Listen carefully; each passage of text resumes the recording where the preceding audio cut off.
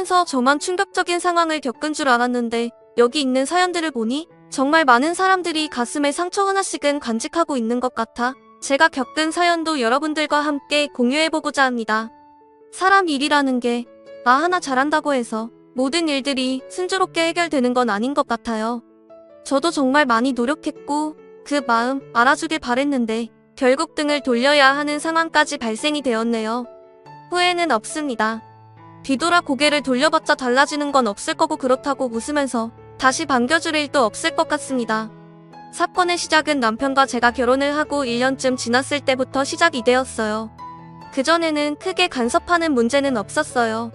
아무래도 이제 막 결혼했기 때문에 그런 것 같았습니다. 너 우리 집안이 어떤 집안인지 잘 알고 있지. 3대 득자 집안이다. 내가 이 말을 하는 이유가 뭐겠지. 이제 결혼한 지 1년 정도 되었고 실실 준비해야 할 것 같아서 내가 너 이렇게 부른 거다. 나도 한 번에 딱 끝냈어.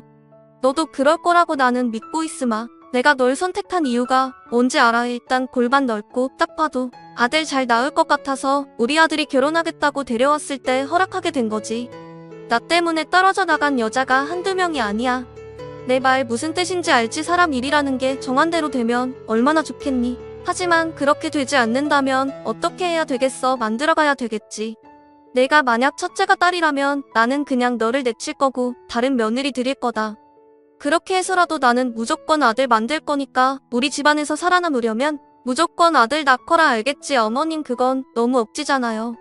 어떻게 그렇게 매몰치하게 내칠 수가 있어요. 단 한 번도 저에게 이런 말 한 적 없으시다가 결혼하고 나서 이런 조건을 말씀하시는 건 정말 아닌 것 같아요.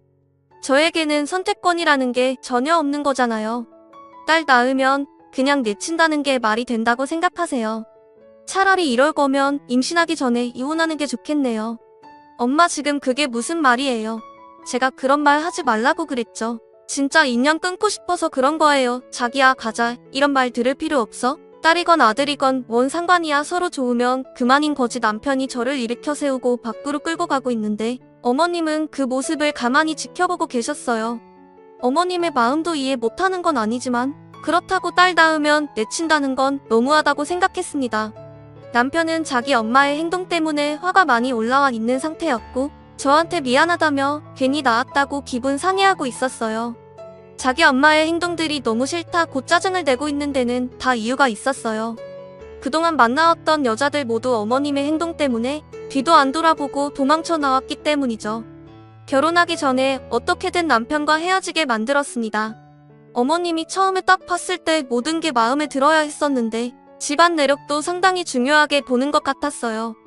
자기가 정한 기준에 들어와야 결혼을 하게 되었던 거고 제가 어머님이 생각한 기준에 모든 걸 만족하진 않았지만 그래도 많은 부분들이 기준에 도달한 것 같았습니다. 아빠는 사업을 하셨고 저는 은행 직원이었어요. 시댁보다 재산은 많진 않지만 저희도 여유 있게 살 정도는 되거든요. 그렇게 1년이 지난 시점에 어머님의 돌발 제안에 고민이 상당히 많아진 저는 어떻게 하면 이 상황을 잘 헤쳐나갈 수 있을지 고민하고 있었고 남편은 신경 쓰지 말라며 제 기분 풀어주려고 분위기 좋은 곳으로 데려갔어요. 그렇게 한참 동안 바깥바람을 쐬고 집으로 돌아왔고 어머님을 혼자 남겨두고 자리에서 일어난 게 계속해서 신경에 거슬렸습니다. 하지만 며칠 동안 어머님은 단 한 번도 전화나 연락을 주신 적이 없었어요. 제가 먼저 연락을 드려야 하는 게 맞는데 용기가 나지 않았습니다. 괜히 쓴소리 듣게 될까봐 꺼려지게 되더라고요. 남편은 매일 자기가 알아서 한다며 신경 쓰지 말라고 했지만 그게 잘 되나요? 서로 좋게 해야 오랜 기간 감정 상하지 않을 수 있잖아요. 그래서 저희보다 어른이시고 자리에서 먼저 일어나 가버린 건 아무래도 아닌 것 같아 기분 좀 풀어드릴 만한 선물이 있는지 백화점에서 물건을 보고 있는데 어딘가에서 어머님의 목소리가 들려왔고 주위를 돌아보던 도중 반대편에서 어머님을 발견하게 되면서 이참에 옷 하나 사드려야겠다 생각하며 가까이 다가가는데 지인분들과 서로 대화하는 내용을 듣는 순간 너무나 큰 충격에 두근거리는 가슴 부여잡고 백화점을 급하게 빠져나왔습니다. 정말 그런 일이 있었다고 그럴 때 며느리가 지혜롭게 대처했어야지 그걸 또 따라가면 아들이랑 인연을 끊게 만들겠다는 행동으로 밖에 안 보이잖아. 나 같으면 머리치 잡고 흔들어 버렸을 거야. 어른이 일어나지도 않았는데 결혼한 지 1년밖에 안 된 며느리가 먼저 일어나? 너 성격 많이 죽었다. 옛날 같았으면 그런 모습에 엄청 난리쳤을 텐데 우리 아들이 사랑한다잖아. 아들만 낳아준다면 그 정도 개념 없는 행동에 있어도 넘어갈 수 있지. 딱 봐도 몸이 아들 낳을 몸이야. 내가 촉이 좋잖아. 생긴 건 나보다 못하지만 그래도 봐줄만해. 엉덩이도 펑펑 마지막 한 게 아들 낳을 체형이더라고. 그런데 만약 딸이라는 말 듣는 순간 그냥 바로 내칠 거야. 우리 집안들 끊기게 할 순 없잖아. 필요가 없는 존재는 바로 폐기 처분해야 하는 게 맞는 거야.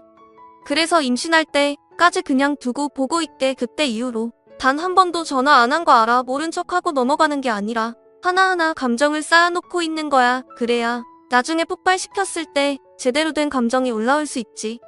내 성격 다들 알지. 딸만 낳아봐. 가만두지 않을 테니까. 어머님의 말에 엄청난 소름이 돋았습니다. 제가 생각했던 거와 다르게 무서운 사람이라는 걸 알게 되었고 앞으로 살아가면서 무난한 결혼 생활을 꿈꾸기란 어려울 거라 생각했어요.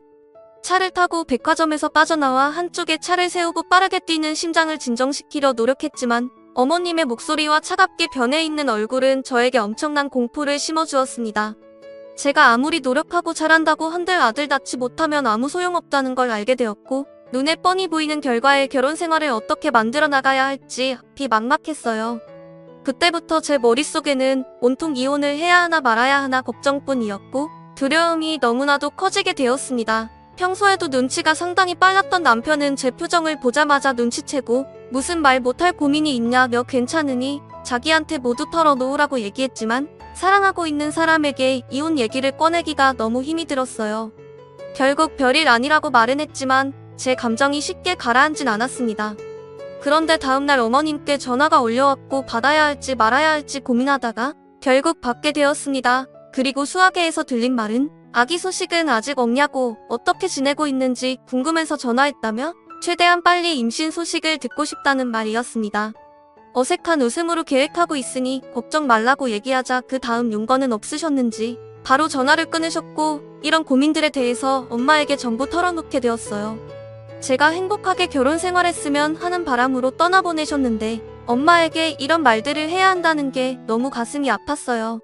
한평생 저를 위해 삶을 희생해 오신 분이셨는데 시댁 집안과의 문제로 행복해하지 않는 목소리가 걱정이 많이 되셨는지 주말에 한번 올라오겠다며 오래간만에 사위 얼굴도 보고 싶다고 시간을 계획하셨고 때마침 남편과 저는 아무런 약속도 없어서 주말에 약속을 잡게 되었습니다. 그런데 목요일 저녁 아빠에게 전화 한 통이 왔어요. 바쁘게 은행 일을 하고 있는 시간이었기 때문에 받지 못했고 그날따라 손님이 많아서 여유가 없었습니다.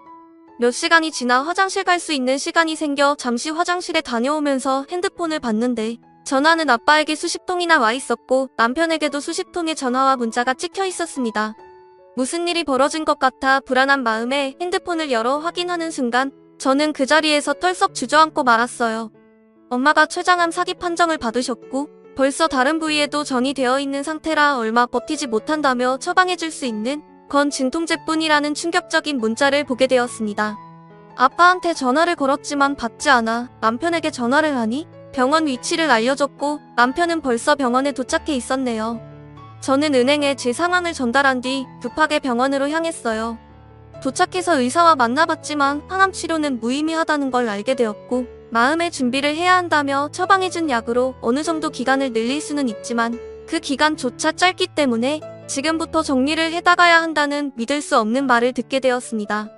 엄마는 주말에 저희 집에 와서 맛있는 음식이라도 해주려고 시장에서 장을 보다가 갑자기 쓰러지게 되셨고 상인분들 도움으로 급하게 응급실에 실려가게 된 걸 알 수 있었습니다. 그리고 아빠가 뒤이어 도착하게 된 거였죠.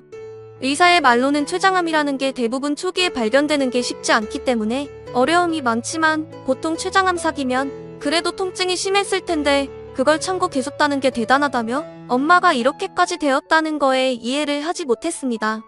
엄마는 계속해서 구토 증상을 보였고 의사는 암세포가 췌장의 재기능을 못하게 하여 이상이 생기면서 발생이 되는 증상이라며 기능이 거의 정지된 췌장에게 뇌가 반복적으로 효소를 분비하라는 신호를 보내는 과정에서 구토 증상을 일으키는 거라며 안타까워하고 있었어요. 방사선은 무의미했기 때문에 약을 처방받고 집으로 돌아왔어요.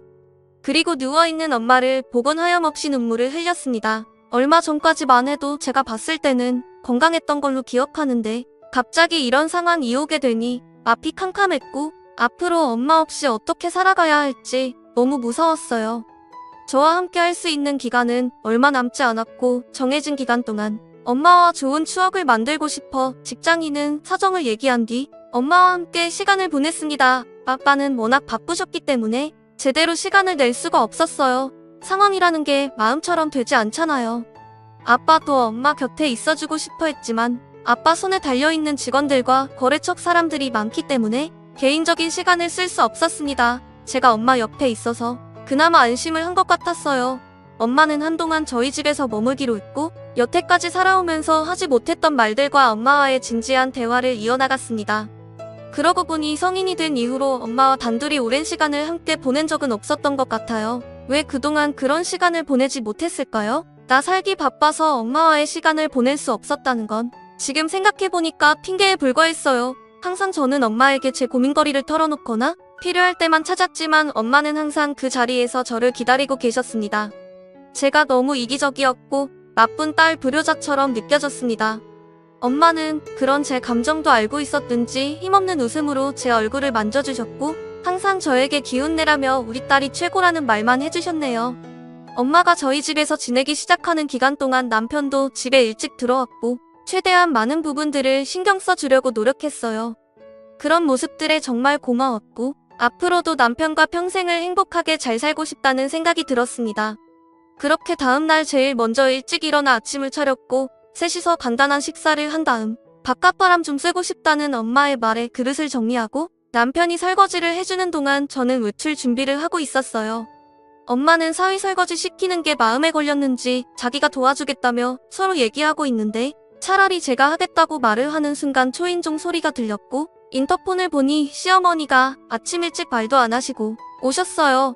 그래서 현관문을 열어드렸고 들어오시면서 아직도 소식이 없냐는 말부터 하기 시작하셨습니다.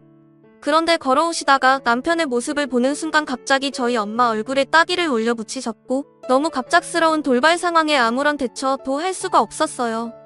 저는 비명을 지르며 어머님한테 뭐 하는 거냐고 소리를 질렀고 남편도 마찬가지로 소리를 지르며 화를 내고 있었습니다. 서 있을 힘조차 없어서 겨우 일어나 있는 엄마에게 시어머니가 따귀를 붙인 건 다름 아닌 자기 아들 설거지 시켰다는 이유였네요. 우리 아들 내가 여태까지 키우면서 단 한 번도 설거지 시켜본 적 없었는데 감히 우리 아들한테 고무장갑을 끼게 만들어 자기 아들 아니라고 막대하는 거야. 뭐야 어디서 3대 독자 양반 집안 아들에게 고무장갑을 끼워. 너희들 제정신이야 보자 하니까 새아가 너 아주 막 나가는구나. 남자들은 주방에 발도 들이면 안 되는 거 몰라. 오냐오냐 해줬더니만 우리 아들을 그동안 부려먹고 있었던 거지. 세상 떠날 날이 얼마나 남았다. 고 사이 설거지까지 시키는 거예요. 생각이 없는 거 맞죠? 지금 제정신으로 시킨 거 아니죠? 이제 막 정신도 오락가락하세요. 지금 이 상황 며느리가 당연히 해야 할 문제인데 우리 아들에게 시켜주니? 자식 잘못 키운 부모가 맞아야 하는 게 당연한 거예요. 듣자 하니까 우리 엄마가 자식을 잘못 키웠다고 지금 그게 할 말이에요. 그럼 어머님은 얼마나 잘나셨길래 사람을 함부로 대할 수 있어요. 우리 엄마 몸 상태가 어떤지 뻔히 알고 계시면서 감히 손을 날려요. 저도 더 이상 참을 수가 없겠네요. 어머님도 어디 한번 당해보세요. 오늘 어머님과의 인연은 여기서 끝낼 거니 그런 줄 알아요. 저는 어머님한테 달려들었고 엄마는 하지 말라며 저를 붙잡고 말리고 있었습니다. 저도 눈이 돌아버린 상태라 아무것도 보이지 않았어요. 그런데 엄마가 갑작스럽게 너무 큰 충격을 받았는지 쓰러지게 되셨고제 남편이 엄마를 급하게 차에 태우고 응급실로 향했습니다. 점점 더 상황은 좋지 않았어요.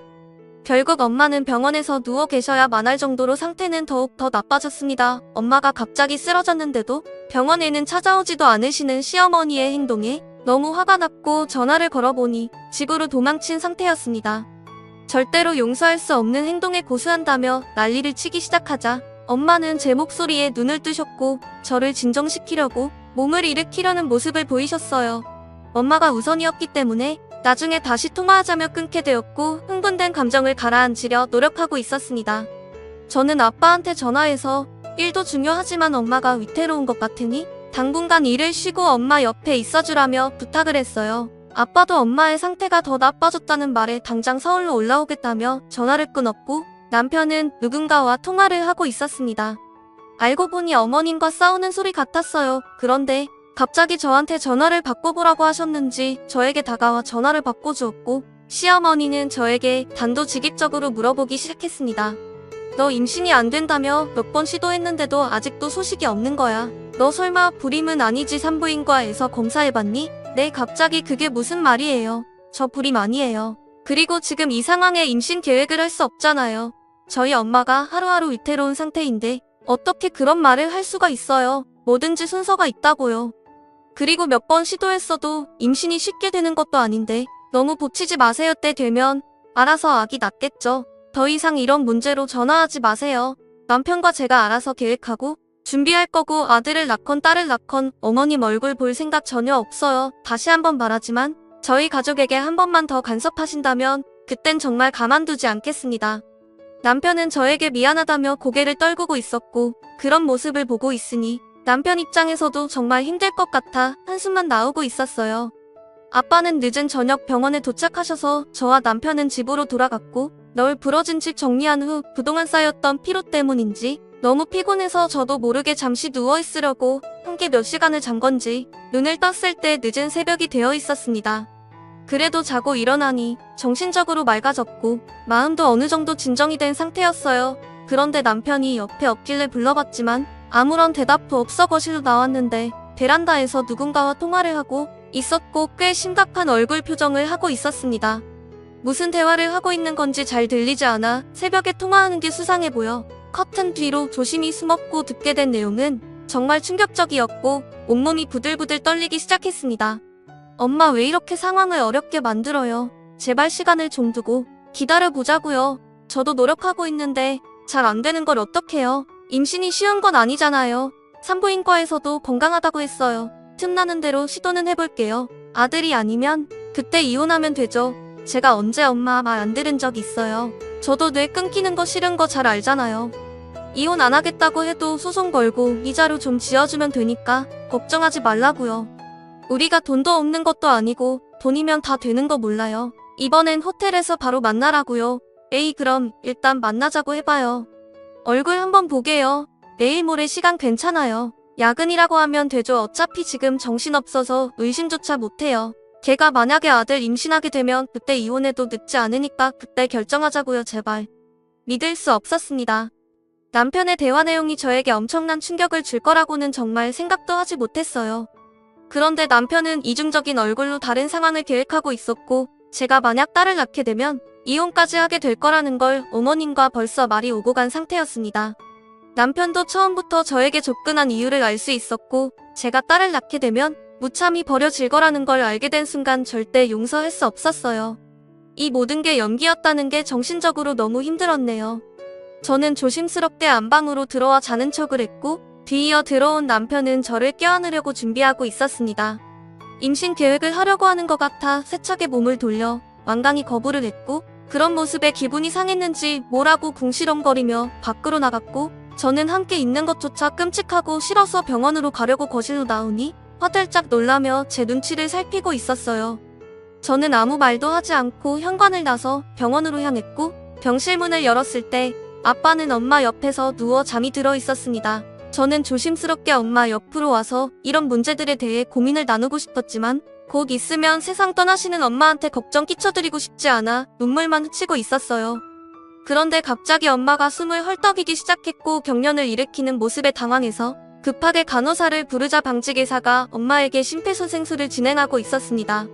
너무 갑작스럽게 문제가 생기는 바람에 너무 무서웠고 저희는 뒤에서 그 모습을 바라보고 있었어요. 그런데 심폐소생술을 하면서 침대가 흔들리기 시작하자 무언가 떨어졌고 다가가 주워보니 엄마가 간직하고 있었던 것 같은 수첩이었습니다. 저는 수첩을 품에 안으며 마지막 한마디라도 엄마와 대화를 해보고 싶어 깨어나길 바랐지만 작별 인사하지 못하고 엄마는 세상을 떠나고 말았어요. 엄마를 품에 껴안고 제발 떠나지 말아달라고 애원했지만 엄마는 눈을 감은 채 아무 말도 하지 않았습니다. 그렇게 장례가 진행이 되었고 엄마의 영정사진을 보며 새벽에도 자리를 지키고 있었습니다. 늦은 새벽 조용한 장례식장에서 엄마 영정사진을 보며 단둘이 앉아 마음속으로 대화를 하고 있던 도중 갑자기 엄마가 임종 직전 떨어뜨린 수첩 하나가 생각이 났고 가방에서 수첩을 꺼내 읽어 내려가는 순간 엄청난 내용을 알게 되었습니다.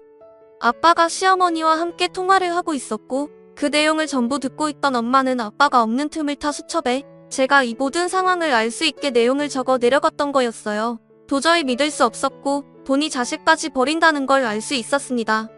시모는 아빠에게 꽤 많은 돈을 지불한 상태였어요. 알고 보니 아빠 사업이 조금 힘들어진 상태였고 금전적으로 필요했는데 때마침 시어머니한테 전화가 왔던 거였죠. 그리고 시어머니는 아빠에게 남편이 다른 여자들을 만나고 있는데 이런 상황에서 남편이 만나고 있는 여자들 중 아들을 가지게 되는 경우가 생기면 그때 조용히 떠나라는 말이었고 아빠는 알겠다며 돈을 받은 상태였습니다. 대부분의 아빠라면 자기 딸이 이런 취급을 받고 있는 상황에서 노벌대발해야 하는 게 맞는 건데 돈이 뭐길래 자기가 다른 여자들을 만나는 걸 흔쾌히 허락했다는 자체가 너무 소름이 돋았어요. 제 손은 부들부들 떨렸고 아빠와 남편 시모 모두가 한 통속이었다는 거와 제 편은 아무도 없었다는 게 정신적으로 너무 힘이 들었습니다. 도저히 용서할 수 없는 상황이었고 엄마는 그런 통화 내용을 옆에서 들으면서 얼마나 가슴이 아팠을까요? 제가 이런 상황을 잘 헤쳐나갈 수 있도록 기록해둔 내용에 너무 고마웠고 화장실에 다녀온 아빠가 엄마 영정사진을 보며 오열하고 있는 가식적인 모습에 저는 더 이상 참을 수 없었습니다. 당신이 내 아빠는 맞긴 한 거야. 어떻게 나한테 이런 일들을 숨길 수 있는 거예요. 나보다 돈이 우선인 거예요. 내가 임신이 안 돼서 돈줄이 끊길까봐 그렇게 걱정이 됐어요. 딸이면 내 처지니까 돈을 먼저 받은 거냐고요. 내가 아들인지 딸인지 아직 모르는 상황에서 어떻게 사위가 다른 여자 만나는 걸 동의할 수가 있어요. 그게 아빠가 할 짓이야. 그게 무슨 말인지 모르겠네. 아빠는 절대 그런 말 한 적 없는데 너가 무슨 착각을 하고 있는 것 같다. 어떻게 엄마가 쳐다보고 있는데 표정 하나 안 바뀌고 지금 거짓말을 할 수가 있는 거야. 영정사진에 있는 엄마 안 보여요. 이거 봐봐. 어머님이랑 통화할 때 엄마가 전부 기록해둔 내용이야. 수첩에 전부 적어놨다고요. 그렇잖아도 남편도 똑같은 말을 하고 있었지. 아주 셋 다 짜고 치며 임신 안 된다고 다른 방법을 생각하고 있었다니 정말 소름 끼치네요. 아빠와의 인연도 오늘부로 끝낼 거니까 그런 줄 알아요. 결국 아빠는 모든 사실이 들통나자 저에게 미안하다며 돈이 급했다고 자신의 사정을 얘기하고 있었습니다. 하지만 자기 사위가 다른 여자들을 만나는 부분에 대해서 허용을 했고 알고 보니 다른 여자들이 아들을 낳을 시 물러나겠다는 각서까지 작성한 상태였어요. 그리고 벌써 시어머니한테 많은 돈을 받은 상황이었습니다. 아침이 밝고 남편은 시어머니와 함께 장례식장을 찾았고 저는 남편의 얼굴에 따비를 올려붙이고 이혼하자며 시어머니와 함께 대화했던 내용을 전부 말했습니다. 남편은 아무 말도 하지 않았고 시어머니는 그럴 수도 있는 거라며 시키는 대로 빨리빨리 하지 않은 제 잘못이라고 저를 탓하고 있었어요. 저는 시어머니와 남편을 상대로 이혼 소송을 제기했고 남편과 시어머니는 더 웃긴 게 별 문제 없다는 듯 이혼을 해주었습니다. 저 말고도 다른 여자 많다며 그제서야 남편은 본색을 드러내었고 결국 모든 상황은 끝이 나고 말았어요. 아빠는 저에게 씻지 못할 아픔을 남겨둔 점에 대해 죄책감에 시달리기 시작했고 자꾸 엄마가 자기 앞에 나타난다며 괴로워하고 있었습니다. 매일같이 술에 의지한 채 살아갔었고 결국 술의 인생이 마무리되는 결과까지 가지고 오게 되었네요.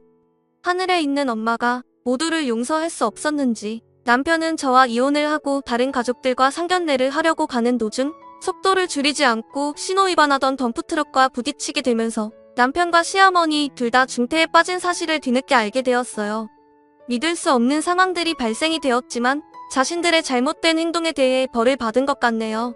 아들이 그렇게 중요한가요? 3대 독자라 귀가 끊기면 안 된다지만 본처가 앞에 있는데 다른 여자들을 만나고 다니는 걸 허용한다는 게 너무 어이가 없고 화가 납니다. 그렇게까지 해서 대를 이어야 한다는 것도 이해되지 않고요. 그동안 임신하려고 몇 번 계획을 했었는데 임신이 되지 않았다는 건 정말 하늘이 도운 것 같아요. 결국 부모님을 모두 잃게 되었지만 지금 현재 저는 잘 살고 있습니다. 아픈 마음 여러분들이 위로해준다면 앞으로 더 잘 살아갈 수 있을 힘이 될 것 같네요. 제 사연 들어주신 분들 오늘 하루 행복하시고 마무리 잘 하시길 바랍니다. 감사합니다.